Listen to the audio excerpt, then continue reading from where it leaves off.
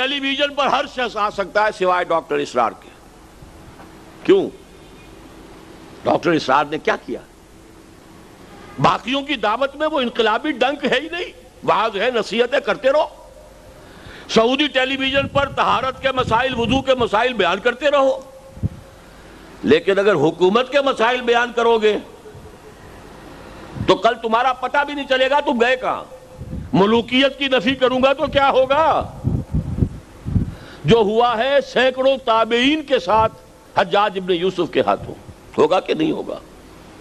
جو ہوا ہے حضرت حسین اور ان کے 72 ساتھیوں کے ساتھ، کلمہ گوئی تھے نا وہ بھی، جنہوں نے انہیں شہید کیا تھے تو کلمہ گو. جو ہوا معاملہ حضرت عبداللہ ابن زبیر کا جبکہ انہوں نے اسلامی حکومت قائم کی حجاز میں، پھر تو وہی ہوگا. لہذا طہارت کے مسائل، وضو کے مسائل، نماز کے مسائل، حیض کے مسائل، نفاس کے مسائل خوب بیان کرو. طلاق کے مسائل خوب بیان کرو.